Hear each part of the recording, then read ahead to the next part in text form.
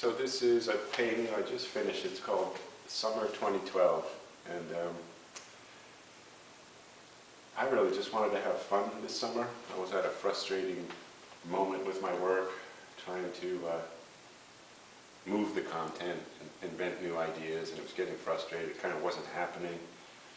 And from having that experience before, I realized you just can't push it at that moment. So I'll still come in here and work, even though I feel like I'm not doing my most important big work. I decided I'm just going to have fun. It's summer. I'm going to feel like an 8-year-old boy and come in here and have a blast with this panel. So it's 24 by 72. It's a plywood panel. On the back you can see that.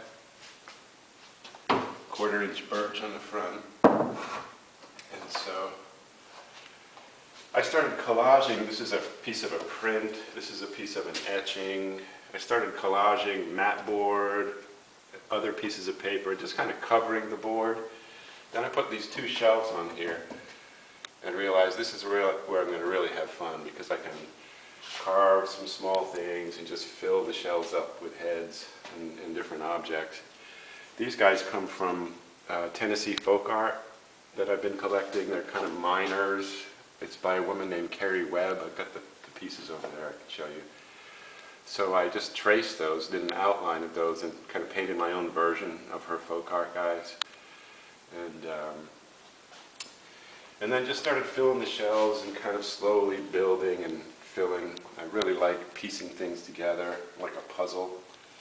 And so this is an old piece of Carrie Webb's. So I glued that on there. This is a little carving of hers too. And then I added this, and then I made this kind of a self-portrait out of a wine cork. I just sat for a couple hours. So that kind of activity of building and taking the whole afternoon to carve something out of a wine cork, there's a freedom in that, which I hadn't been feeling and I wanted to get to. So this piece has really allowed me to have a lot of fun. I spent a whole day making this little puppy out of a bunch of wine corks. I wanted him to be kind of looking up at that guy like he's asking the guy for his food or something. And a lot of the imagery comes from imagery I've been using in the last couple of years, starting from the La Frontera print that I did in Mexico. This guy, the fruit, a lot of these images came from that print. This guy. I have the mylar, the tracing for the print over there, so I could just bring the mylar over here and transfer the images. And so it's kind of recycling and inventing new ways to use those images.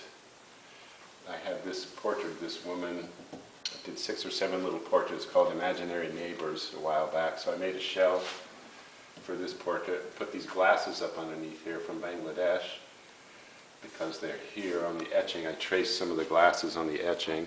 So that's one of the real pairs of glasses from Bangladesh. And so it's a constant recycling. And I'm doing some tapestries down in Mexico from my images.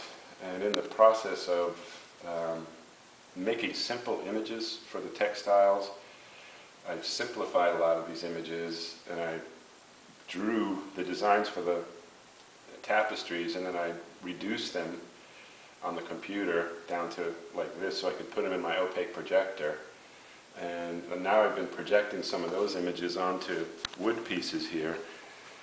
So now we have 3-dimensional images that I invented last year really for the woodcuts and the etchings.